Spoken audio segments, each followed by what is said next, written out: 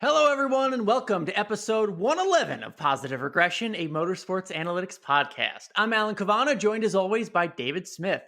On this episode, we're looking at the home stretch right before the Cup playoffs, 5 races to get something done, and an interesting stretch of tracks to make it happen. To help us out, RJ Kraft from NASCAR.com. That, plus our big New Hampshire preview. But first, as always, we start with a look back. This is episode 111 of the pod, so we're taking a quick look back at the origins of the number 11 FedEx car at Joe Gibbs Racing. Of course, now it's a Toyota, but David, it started as a Monte Carlo, and we know the 11 car is Denny Hamlin's car, but that's not how it started. The team's first season was 2005, and it featured driver Jason Leffler, crew chief Dave Rogers. But how the team was assembled and was unique, and for its first year, saw both the driver and crew chief removed from their jobs before the season ended. And again, David, we think of the 11 car and we think of almost nothing but Denny Hamlin, but it wasn't always that way, albeit for a brief period of time. Yeah, let's think about back about this. What's the one common denominator of this team since its inception? The sponsor. Yeah. FedEx. Unbelievable. In 1999, Alan, we're going to go back a little bit further. FedEx purchased the naming rights for the stadium in which Washington, D.C.'s NFL team plays. And wouldn't you know it, between 2004 and 2007, Joe Gibbs was the head coach of that team. And that is where the relationship between FedEx and Joe Gibbs began. Look at you. FedEx was not, this is really interesting because we don't see this hardly ever anymore. They were not sold on any one driver. They were not paired with a driver. They were not promised a certain driver. They bought into what Joe Gibbs and JGR was doing on the racetrack. They had 2 showpieces, Bobby Labonte, Tony Stewart, both champions. And FedEx had seen enough. They were ready to enter NASCAR, and they agreed to sponsor a car without a driver picked out. That driver, after Ricky Craven and JJ Yaley were considered, turned out to be Jason Leffler. The crew chief, as you said, Dave Rogers. And this team, out of the gate, struggled mightily. Through the first 11 races, they secured just one finish better than 22nd. And rock bottom came at the Coca-Cola 600. Leffler did not qualify for the race. They missed the show completely, but JGR took the FedEx branding. They placed a last-minute wrap on Bobby Labonte's car. Oddly enough, Bobby Labonte nearly won that race. He lost it at the start-finish line to Jimmy Johnson. But that was probably the most memorable FedEx memory of that entire year, was being on the 18 car. After that Charlotte weekend, Dave Rogers was demoted. That was not the last that we would see of Dave Rogers. He went on to resurrect his career. He was Joey Logano's initial crew chief with all that hype coming into the Xfinity series. They were pretty much instant race winners. And then Dave Rogers moved to Kyle Busch and Carl Edwards and has had a variety of other roles still at JGR. Jason Leffler lasted 19 races. He averaged a finish of 27.5. His peer for that stretch was a negative 0.539. Not great at all. But he went on to sort of find a niche for himself in the Xfinity series. He found a home at Braun Racing. I mean, that team and his personality went together very well. He also ventured back to the dirt world, where he ran midgets and sprint cars. And it was on dirt where he was tragically killed in 2013. But the team, after Leffler's dismissal, pressed forward, and this was something that was really unique. And not to root for anyone's firing, but I would love to see a real-time live race tryout like the one that we saw JGR put on for the second half of this season. They used the rest of the year as an audition for JJ Yaley or Denny Hamlin to get this ride for 2006. Hamlin won the tryout. That much is clear. He had 3 top 10 finishes Yeah. and 7 starts. That's something I didn't remember looking at these stats. 7 races he had. I mean, everyone remembers his breakout of 2006 because, he rookie 1 races. But in 7 races in 2005, I didn't remember this at all. 3 top 10s and a pole. Like, wow, for a young driver, as you said, auditioning for a ride. We don't see that at all in Cup Series anymore. No, he showed out, and his peer that year for that partial Cup season was a 2.464. That ranked 4th overall. A guy, he hadn't even won in the Xfinity Series, and then comes into the Cup Series and produces like that. That was incredible. The pole that you mentioned, that was a crucial pole win. It came at Phoenix, and that put him in the next season's Bud Shootout at Daytona, a race he won. Yes. And that was the beginning of, I'll call it a dynasty. 44 wins for Hamlin in the 11 car over the last 16 years with FedEx as the anchor sponsor. Interesting how you weaved all that together. That is really crazy to think back on, especially that pole again. Which put him into that shootout. Interesting. One note about Loeffler, though. We know what it was in hindsight, but I think we have to put it in perspective. I mean, Jason Loeffler was a successful USAC racer. We're coming in this era of Jeff Gordon, Tony Stewart, Casey Kane, Ryan Newman. So again, we know what the results were, but at the time, was Jason Loeffler a bad pick? How would you put that into perspective in terms of the timing and the framing of it? This was a weird era of NASCAR where there may have been more good cars than there was, we'll say, winning talent. Loeffler was a convenient choice. He was already under contract for JGR. He was running for them in what is now the Xfinity Series.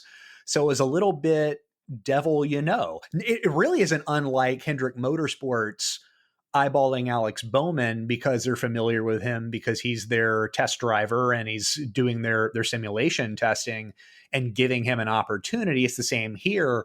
It just did not work out. And if you pair that with Dave Rogers, who, I mean, he may have been ill prepared. Again, he redeemed himself later on. That was just a tough start to that campaign for this car that was bringing in a ton of revenue with FedEx as a sponsor. And there probably were expectations because, again, they weren't sold on a driver. So it allowed JGR this very rare flexibility to put whoever they wanted. There wasn't anyone readily available, free of a contract. It just didn't materialize like that.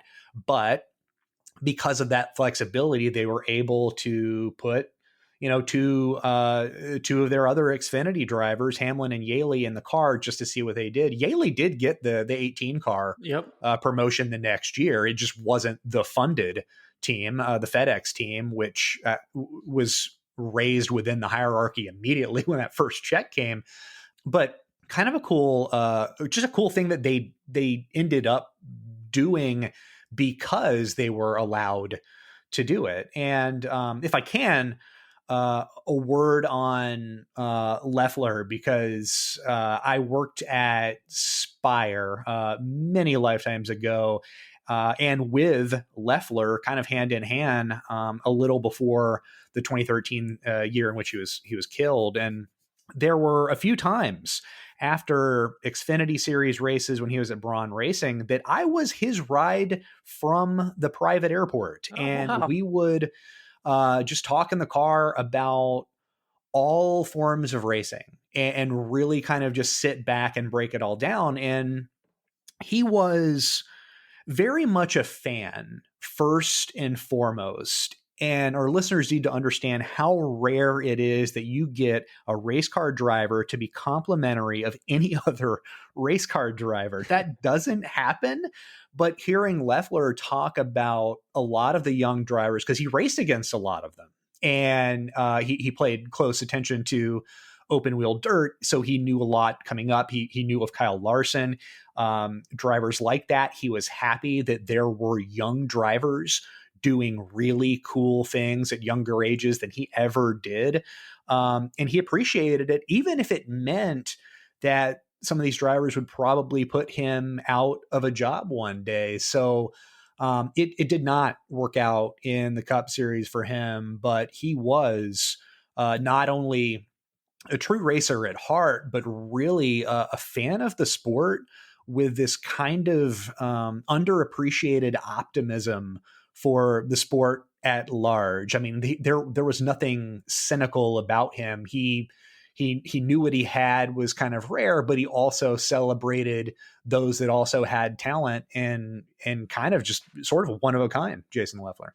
Good stuff. Good insight on many levels. Episode 111 of Positive Regression, looking back on the 11 car of Joe Gibbs Racing and its origins. Great start to the episode. All right, let's get it started. As promised, we have a guest this week, David. It is RJ Kraft, famed writer from NASCAR.com, helpful with all your fantasy tips and insight, everything you want to need when setting that fantasy lineup. So RJ, thank you for joining us. How you doing? I'm good. Thanks for having me on. This is like second or third appearance. This is an honor. Yeah, it's Hall of Fame guest territory for this podcast. So thank you for joining us once again. And for this episode, right, we're going to look, there are 5 races remaining before the playoffs. And we saw what one win could do last week, right? Kurt Busch, pulled a Kurt Busch, locked himself in when he was in the midst of a points battle there. So what we're going to do here, RJ, with your help and David, of course, is look at the 5 races remaining before the playoffs and just try to figure out which winless or cut line drivers have the best shots of pulling a Kurt Busch and then locking themselves in, and more specifically, where it could happen. So let's start out with this weekend, or really the first of the 2 normal tracks that are left out of the 5, right? The 2 ovals, New Hampshire and Michigan. You would think Denny Hamlin, Kevin Harvick are logical choices, winless drivers to go out there and get victories. But is there anyone else we should be concerning ourselves with? David, I'll let you go first. Yeah, that's just a tough proposition, even to say that if you pull a Kurt Busch, I mean, what Kurt Busch did last week was rather impressive. It was the fastest car on a 1.5 mile track and went out, and it was a dominant, resounding victory for him. You would think that it's Hamlin and Harvick, especially at tracks like New Hampshire and Michigan. But I found 2 drivers that interest me for the quote unquote normal tracks. And the first one, RJ, I hope you agree with this one, Eric Almirola. For one, his history at New Hampshire Motor Speedway, pretty good and not entirely exclusive to Stewart-Haas. He had a pair of top 6 finishes when he drove for Richard Petty Motorsports. And in addition to that, his last 3 finishes, all with Stewart-Haas, were 3rd, 11th, and 7th. As for Michigan, that is a track that just begs for raw speed. 2-mile track. It requires a lot going right with the car. And I don't know, because we've seen SHR bring speed to a lot of the recent tracks. Nashville comes to mind, but I don't know which SHR is going to show up at Michigan. But the organization's history suggests that this is a track where they have a knack for it, not only in terms of results, but for speed. Clint Boyer was fast there. Kevin Harvick won races there. Almirola has had fast cars there in the past. And that is a place where realistically, if SHR hits right, they can go out and have themselves a good day and potentially a shock win. The other driver, Matt DiBenedetto, I think Michigan, a positive showing there is possible, but it's a tall ask. But New Hampshire is not. His last 2 finishes there were 5th for Levine Family Racing and 6th last season, his first year with Wood Brothers. And if we recall how Penske cars fared at New Hampshire last year, Brad Keselowski won the race. This fits into the wheelhouse of what the organization is attempting to do well. For DiBenedetto specifically, this might hurt a little bit. As I wrote last week for NBC Sports, he's more of a 550 guy as opposed to a 750 guy, but his biggest strength is restarts, and New Hampshire had 20 of those suckers across the last 2 races. I agree with you full throttle on Di Benedetto for New Hampshire. I can't get with you on Amarola just because the juju is just not good with that team this year. Okay. But I mean, I had in my notes when I was getting ready, I had you pegged to pick him based on the 750 medium lap time and some of his New Hampshire numbers. I'm going to move over to Michigan a little bit. I don't know if it would be a shock since both these guys are technically in the field but don't have wins, but I could see the RCR cars pulling a Kurt Busch at Michigan and showing up.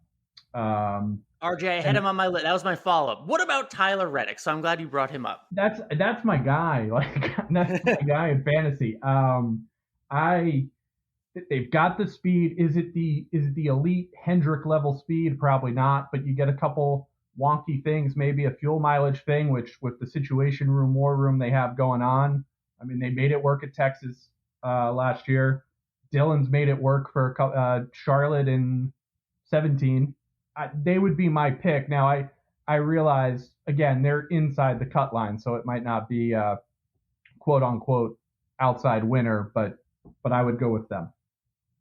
That's so okay. So what you just said is interesting. They are inside the cut line right now. RJ, I mean, just because you look at stage points and things like that from a fantasy perspective, what is playing it safe for them? Do they just rack up the low-hanging points, or can they actually shoot for a win? Because when I think of Road America, Tyler Reddick left Road America with the most points in that race, even though he didn't win it. It was a good points day. It still did not net him an automatic playoff berth. I think in the case, this is going to sound a little weird. I think Reddick and Dillon should almost be competing with each other at this point to kind of protect themselves from if they get a wild card winner. I mean, I think the gap between the two of them is 7 or 8 points going into this weekend. If I was Reddick, I wouldn't change anything. They seem to have found something. They seem to be running a little more consistently in the top 10. If I was the 8 team, I'd stick with the low-hanging fruit of going after stage points, especially on road courses, when your teammate has admittedly struggled on that track type and you're at a huge advantage when it comes to road courses. So if I was Reddick, I would stay all in on the stage point game. Dillon is just kind of creeps around the top 10 to 12 every week. Like you look up and he's running 9th. You look up and he's running 10th. And he's, a couple years ago when Newman made the playoffs, he basically top 10 and top 15 himself to death to get in. And that's what Dillon's doing, and it's working for them. And if we don't get another winner, they'll be fine. I don't think they have. I feel better about Reddick potentially getting the win than Dillon, but I would argue the 3 shouldn't change much either. The top 10 to 15 strategies working for them. Absolutely. You mentioned Reddick and his road course prowess, his speed, especially. We saw it at COTA. So let's keep on that, right? We just talked about New Hampshire and Michigan, the quote unquote normal track. Let's talk about the road courses that remain before the playoffs. Indianapolis and Watkins Glen. They haven't proven. We talked about this on a previous episode, but these road courses haven't proven to be, the wild cards we thought they could be, right? But is there anyone close to at least breaking through that could realistically win at either one of those tracks? RJ, I'll let you go first. So I'm going to preface this by saying I view the Watkins Glen race as the Chase Elliott, Martin Truex Jr. Invitational. And so I'm staying away from a wild card there. I think it's going to be Elliott or Truex. I think Indy presents an opportunity for a number of guys, in part because we're going to have practice. We're going to have qualifying. We've seen at COTA and at Road America, we get, I don't know if I'd call them surprises at this point, but at the time they felt like surprises with how some guys qualified in the top 10 to 12. And one of the names that just really jumps out at me is Chastain. 3 top 7s on the road courses at Sonoma, I think COTA and Road America. The passing numbers, he's been a solid passer on the road courses. And Reddick, we talked a little bit about Reddick earlier. I think they would be more likely to gobble up the stage points and play it safe that way, whereas I think the 42 knows they got to go for broke now in trying to get the win. And I could see them trying to pull some sort of strategy play. David, we had some Reddick talk. No, we've just had some Ross Chastain talk. Who are you looking at? Those are the two picks that I have too. And specifically with Ross Chastain compared to Reddick, weirdly, I think he can win a road course race right now. And mind you, RJ mentioned the passing numbers. That's not new. He was a top road course passer in Cup before this year. The question, of course, was whether his ability to pass for position in the back half of a field with a premium motorsports car, whether that would translate to the front of the field. And that has been answered. It clearly does. Chastain is a good road racer, and Chip Ganassi is about to sunset this operation, one that is competent on road courses. And RJ, I like your style here. Phil Surgeon, Chastain's crew chief, has taken big swings all year, mostly to no avail. It's a large net positional loss as we speak. These massive losses on green flag pit cycles, but they are understood losses. There is a method behind Phil Surgeon's madness, and as dumb as this sounds, this is going to be the most talking head point that I'll make on this episode. It only takes one time for this to go right. This team and this driver have essentially trained all year for a shock victory. It just has not happened. Good choices there from both of you. But when I look at this one driver, his best finishes of the year come at road courses. Maybe he doesn't have the speed you'd like. What about Chase Briscoe? His best two finishes, RJ, you were mentioning tracks that are new, that have practice, that have qualifying. Chase Briscoe's best finishes are Road America and at COTA. Tracks similar to what they'll see in Indy in terms of having practice, having qualifying. Why not some Chase Briscoe love? I mean, it's not a bad thought, Alan. I would kind of point to Indy and with qualifying and practice and whatnot, and he's actually already run that layout from last year's Xfinity race, so he may have a little bit of a leg up on some guys, and that was a talking point at Road America, is how some drivers felt that guys that had run Xfinity recently had a little bit of a leg up on that road course. So I don't think you're off base there. They're making some strides. I would still take Chastain or Reddick over him, but I don't think that's an off base pick at all, Alan. Good to hear. How about you, David? A little Chase Briscoe love? Hey, look, winning is hard, right? Especially for a rookie. They don't have the speed, but if we're talking about, potential shocks in the next 5 races and someone who would need to do something for that, that screams the 14 car for me. Yeah, but you said that he doesn't have the speed, and that is a really big problem. That's a lot of heavy lifting that you're asking a rookie to do. A rookie, by the way, who doesn't actually have a positive surplus value on road courses, with a crew chief who has a negative positional net on road courses. So I would say that while, yes, I mean, the moniker of Chase Briscoe was Carl Edwards with a road course acumen, and I think that is fair. It's not, we're not going to see that for a little while. Everything has to catch up with his ability. Maybe practice helps that. Right. I don't know. But to think that he is going to emerge specifically at Indianapolis, and it is a track that he won at last year, is he going to emerge a surprise victor? I think we're asking for a lot from a team that we really haven't seen those machinations from yet. All right, David being the wet blanket over here. I get it. But all right, so we've covered the normal tracks. We've covered the road courses. That leaves one big show at the end of the regular season. Yes, we know what it is. Daytona. Daytona put on a terrific show last year. And William Byron, remember, he went in on the cut line, likely in need of a win. He came through in the clutch. Now, granted, there are a lot of drivers that could conceivably win this race. That's what we always say about tracks like Daytona. But who do you think will win? Who do you is most likely to win, and why? David? Two names that I don't know that folks are thinking about, but Eric Almirola, Austin Dillon, they were your Daytona qualifying race winners from this past February. And I don't know how much stock anyone puts into those races, but from where I sit, I certainly do, because it's one of those things that if it looks like a duck and it sounds like a duck, it's most likely a duck. Well, if it appears to be a strong race car in the qualifying race at Daytona with a driver making good and ultimately winning decisions, I think that counts for something, right? So I do feel good about both of those teams. And then probably from a wider perspective, the organizations. Alan, you pointed out earlier this year, Kevin Harvick was thrilled with the speed of his 4 car in his qualifying race leading into the Daytona 500. So Stuart Haas as a whole, RCR as a whole. And as long as we're thinking about organizations, I'm kind of thinking about Bubba Wallace, because it's really tough to argue against his quote unquote lead out, so to speak, drafting with these JGR cars. The only thing that I don't like about any of the Toyotas getting together, it's not just Bubba, but it's the numbers game.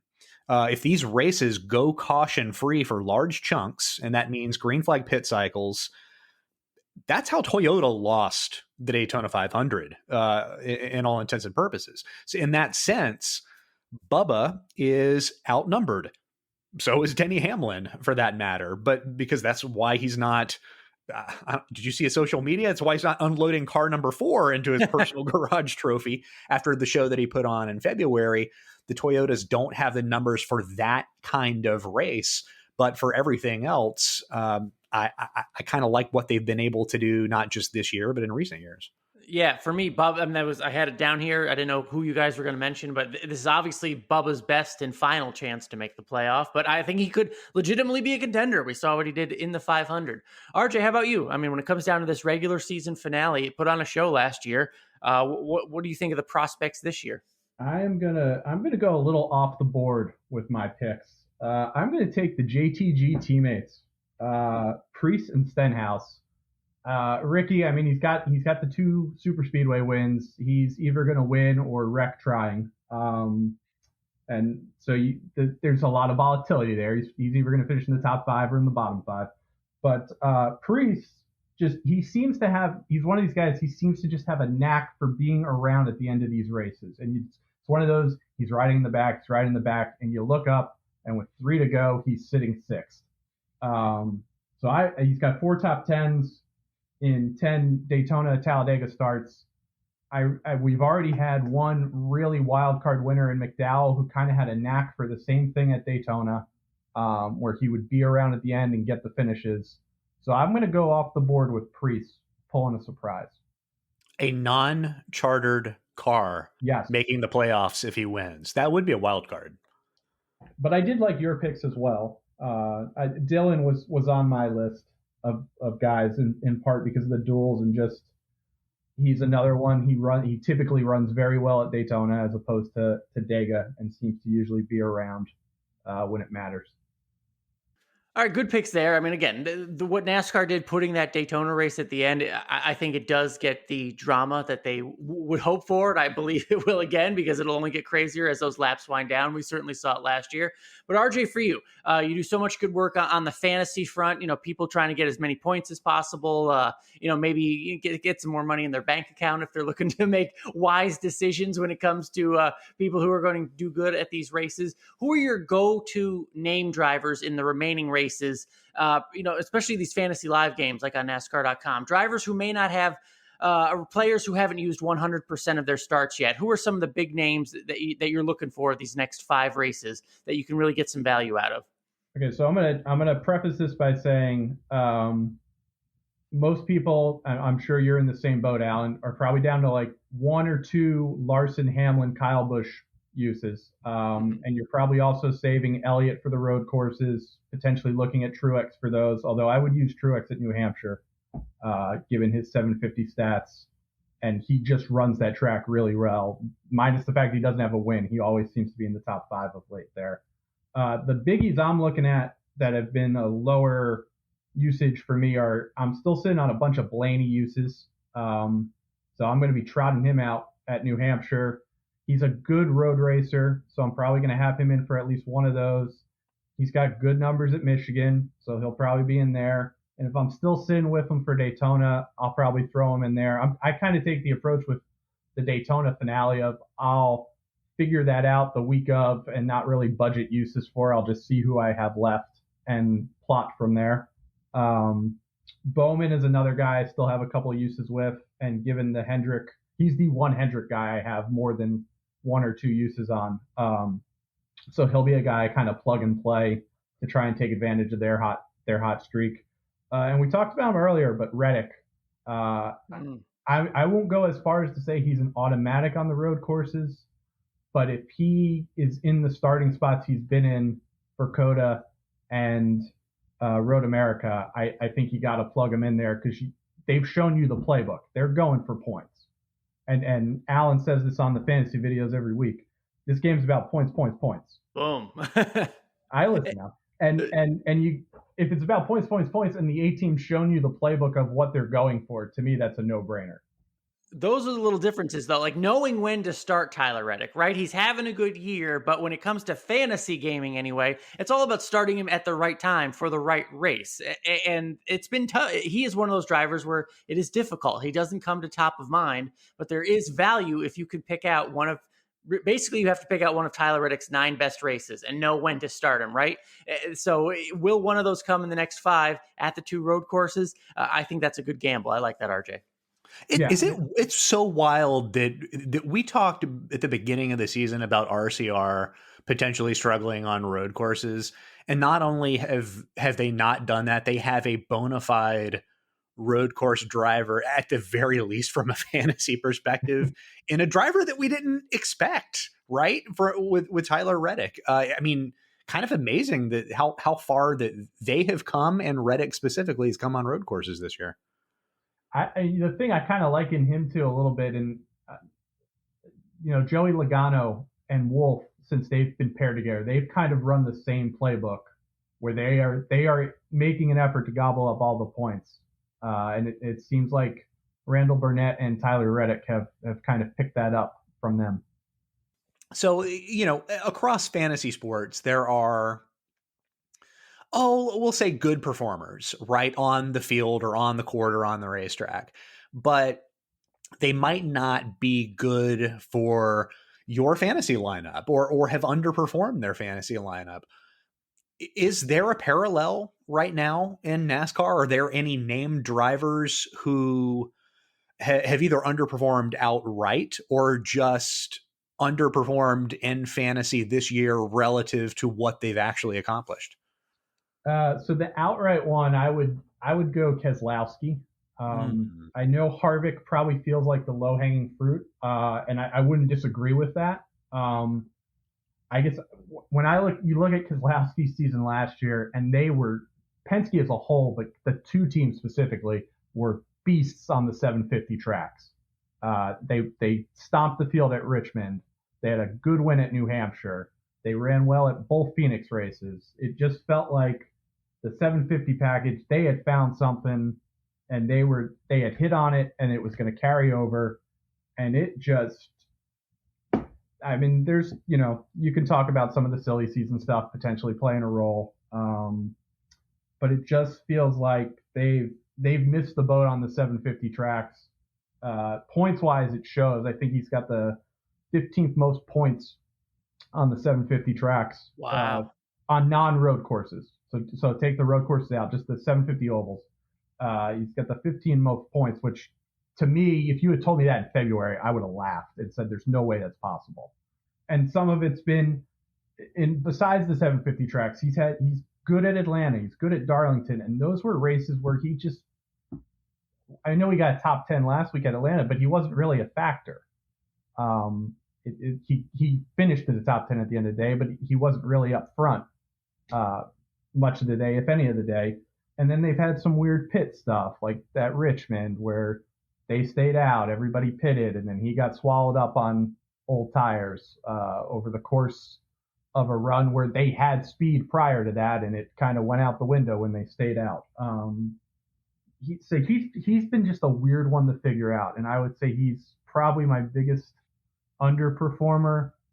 Another one that's been a little weird. I mean, he's got the wins, but Bowman's kind of been a little bit of a seesaw too in fantasy, and he's a little bit of a hard to quite figure out where to use him type of guy. Yeah, I agree there. Again, another one of those drivers where it's you get 9 starts out of them, but when you're playing fantasy live, it's like, when do you start exactly Alex Bowman, right? There's no few and far between where they're automatic starts for the 88 car or the 48 car. I'm sorry, and I agree with you there. Yeah, I mean, another one I guess would be Blaney is a little bit of the seesaw like Bowman, in that his performances when he's on, they're really good, and he'll roll off those like 35, 40 point races in chunks, and then he'll just have 3 or 4 in a row where you're just kind of like, what the heck's going on, man? Like, could I pick any worse races? But I would stick with those 3 probably in those categories.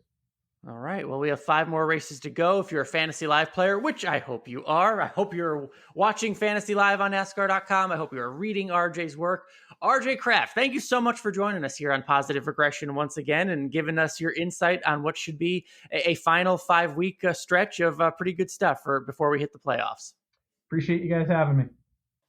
Again, good stuff from RJ there, and we touched a little bit on New Hampshire, but we'll go into our full preview now because, David, we only go to New Hampshire once now, right? I'm a New England guy. It's kind of my home NASCAR track. It's the rare 1 mile track. It's flat. It doesn't really compare to anything else on the schedule. So as we like to do here on Positive Regression, we do look for the things that matter. We try to answer that question. When you look at New Hampshire, what it could tell us, maybe bigger picture, if anything, what does matter? Can we point to anything relevant that we can look at when we are previewing New Hampshire? What matters is it's just a great racetrack. What else has to matter? It's 1 mile, perfect size. But no, look, if we look at last year's race, the fastest car won the race. The second fastest car finished second. And in that sense, it's a straightforward race. There is a lap time fall off of about 1.2 to 1.5 seconds on worn tires. But for the most part, unless there is a fuel mileage run to end this thing, strategy really shouldn't interfere too much. The restarts are relatively even enough. The disparities last year closed up to a point, 62% to 55% favoring the outside groove. So, yeah. And, look, every race is a track position race, but at New Hampshire specifically, a fast pit stop, a good pit stop can't just throw someone out in clean air and see them aero block, because when restarts are that tight, there's going to be a little more to it. There's more going on. So you talked about this being a flat track, and that makes it interesting. That and the fact that it's a 750 track, we might see a Team Penske car or a Joe Gibbs racing car come to the surface. And help me out, I can't recall the last race where we went into it thinking that. Maybe probably Martinsville or Richmond. And it strikes me that there was a synergy between Richmond and New Hampshire last year. RJ talked about it. Brad Keselowski was the shared winner. 2 completely different racetracks, same rules package. So there might be something to that. All right. Well, I mean, at least something to consider, because there are connections, right? Because again, RJ, like you said, talking about the playoff implications, but the success at New Hampshire, last year, I think it did matter, in terms of what it could tell us. I believe, correct me if I'm wrong, David, I mean, Brad Keselowski wins the race in that car. That's the same car he would go on to later win yet another race later on, I believe Richmond, and then bring that undefeated car to Phoenix, where it was the fastest car and he lost the championship by 1 position and or a bad pit stop. So getting back to the New Hampshire side of things, playoff implications, maybe we can learn a lot or be able to take something away from the results of Sunday's race. I don't know if our sample size on that is reliable, because as you said, everything that you said is true. It all went together for Brad Keselowski. But was that a case of this flat 1 mile track in New Hampshire mattering more or translating better than we think it might? Or did Keselowski just have an absolute beast of a race car? Because I don't know that it's entirely clear. Chase Elliott, we think about, look, race 35 and race 36, Martinsville and Phoenix. He was a pretty stout runner and winner in those races. At New Hampshire, he finished 9th. It's fine, but nondescript compared to what we saw from him in those other 2 races and at Darlington, the first race of last year's playoffs that he very nearly won. So it worked for Keselowski. I don't know that it's going to work for everyone. If anything, performance on Sunday might be an indicator of the overall strength of an organization's 750 program, but also, a low-key top 10 finish, you don't mash the panic button. It's not something that takes you out of the running for the title conversation, because New Hampshire is its own track, and we've seen drivers just kind of float in, float out, and then dominate later on in the playoffs.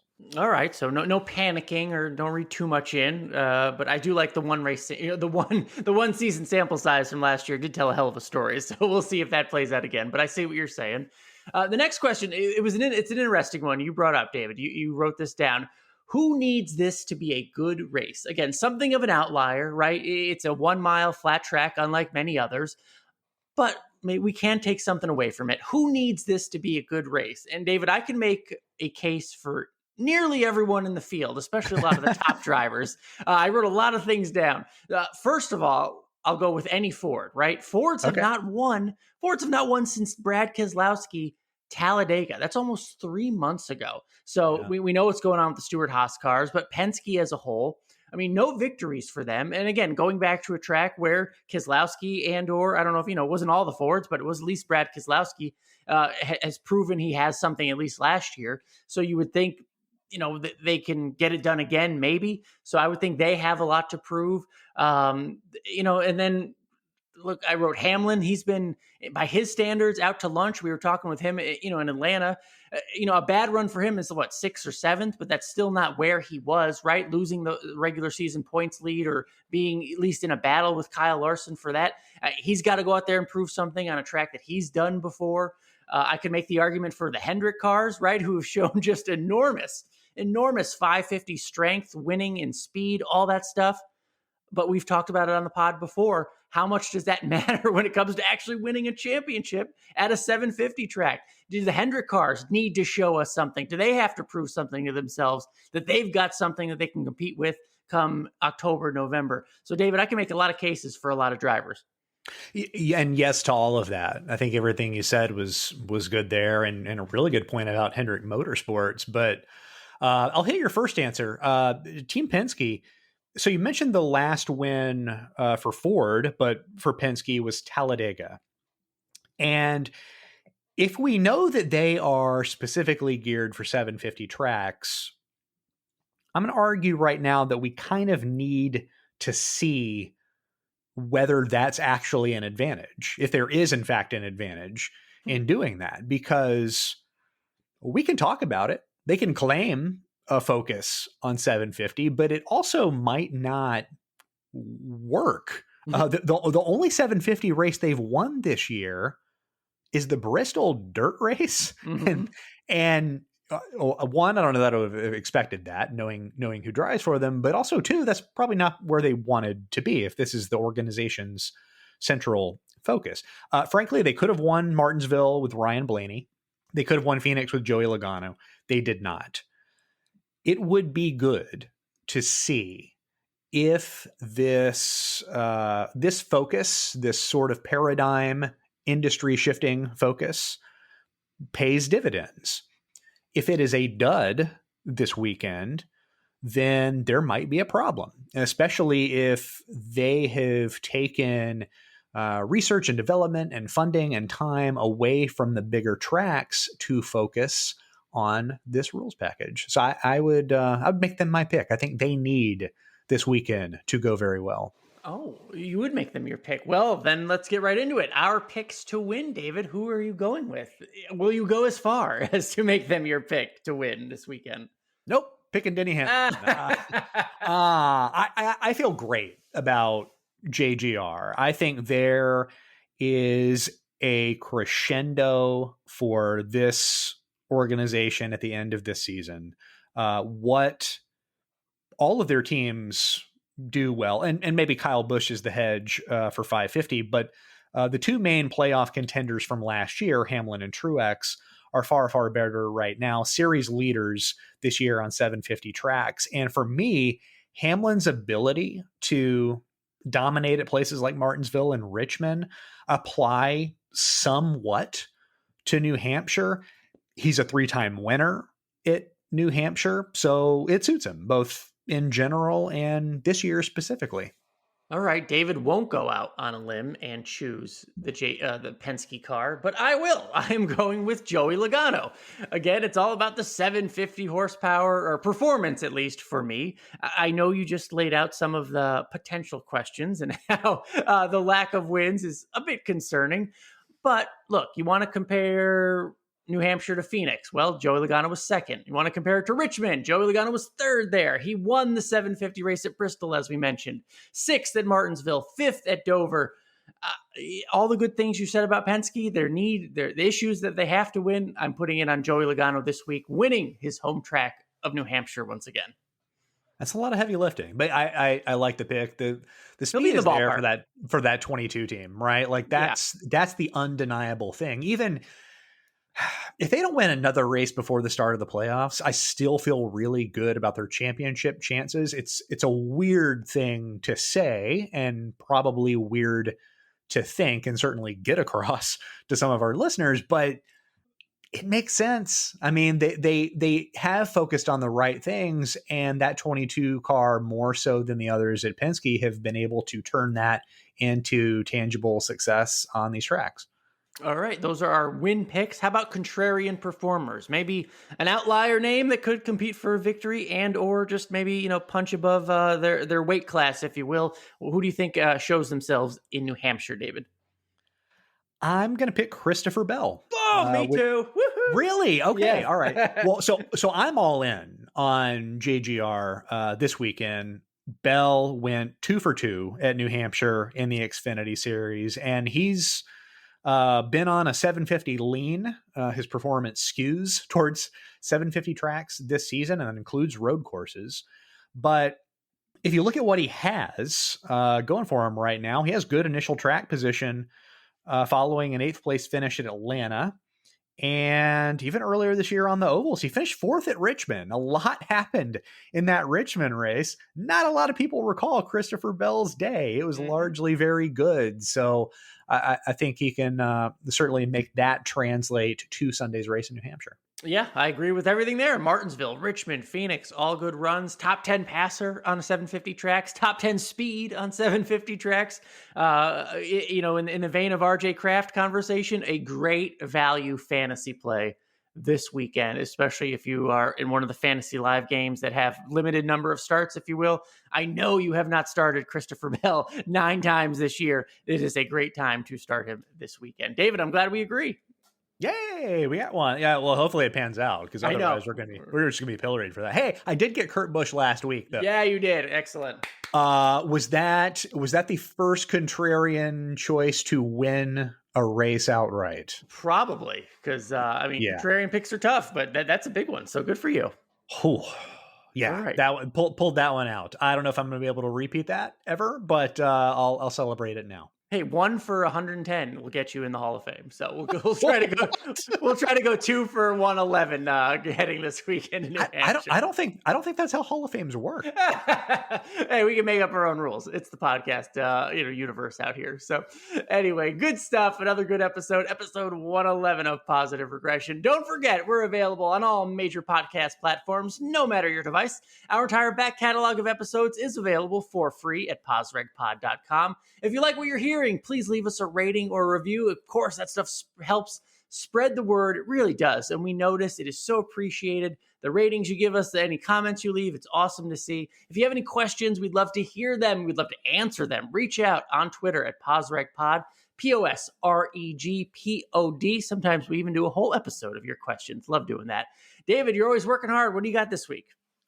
This week on NBC Sports, I analyzed Denny Hamlin's season to date, looked into why he isn't winning or hasn't won to this point in the season, and whether it is a problem.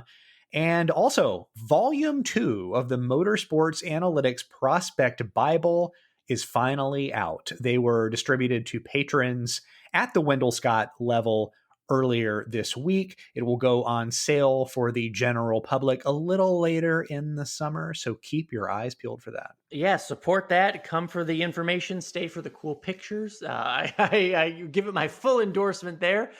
David, happy to say I will be in New Hampshire this weekend for PRN in the pits for both the Xfinity Series race and the Cup Series race. So that'll be fun to be there for that. So make sure you listen however you can listen to PRN on Sirius, on the app, however you want.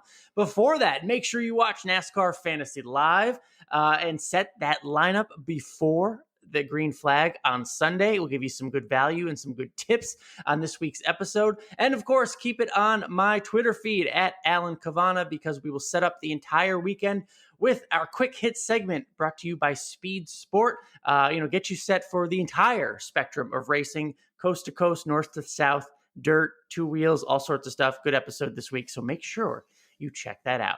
Thank you, as always, for listening to Positive Regression. Thank you to RJ Kraft of NASCAR.com for joining us. And David, thank you for all the knowledge. This has been episode 111 of Positive Regression. We'll see you next week.